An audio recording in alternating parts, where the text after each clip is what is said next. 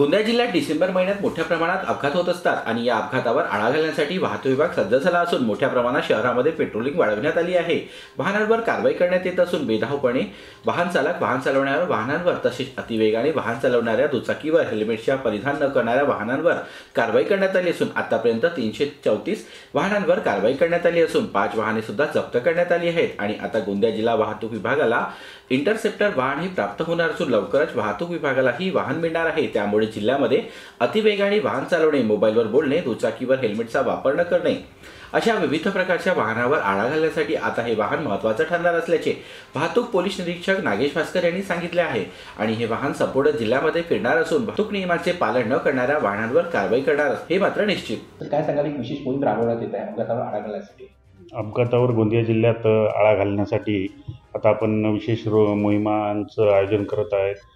त्यासाठी आपण काल दिनांक 13/12/2024 रोजी विशेष मोहीम संपूर्ण जिल्ह्यात राबवून ट्रिपल सीट चालवणे, बेदरकारपणे वाहन चालवणे अशा वाहन चालकांवर एकूण 334 केसेस दाखल केलेल्या आहेत। त्यापैकी 5 टू व्हीलर देखील जप्त केलेल्या आहेत आणि यापुढे आपण अशीच कारवाई चालू ठेवणार आहे। त्याचप्रमाणे अतिवेगाने वाहन चालवणाऱ्या वाहनांवर कारवाई करण्यासाठी गोंदिया जिल्ह्यासाठी आपल्याला इंटरसेप्टर व्हेकल देखील शासनाकडून मंजूर करण्यात आलेली आहे। लवकरच ती आपल्या गोंदिया जिल्हा वाहतूक शाखेमध्ये रुजू होईल आणि त्यावेळेस मग आपल्याला मोबाईल टॉकिंग, अतिवेगाने वाहन चालवणे यांना चालू गाडीतून देखील फाईन मारणं शक्य होणार आहे। त्यामुळं आपल्या अपघातांवर नक्कीच त्याचं कमी करण्यामध्ये आपलं योगदान असणार आहे। शहरामध्ये कुठे कुठे ही पेट्रोलिंग राबवण्यात येते अशा पद्धतीची? शहरामध्ये पेट्रोलिंग जी असणार आहे ती इंटरसेप्टर व्हेकल आल्यानंतर संपूर्ण जिल्ह्यात ती फिरणार आहे।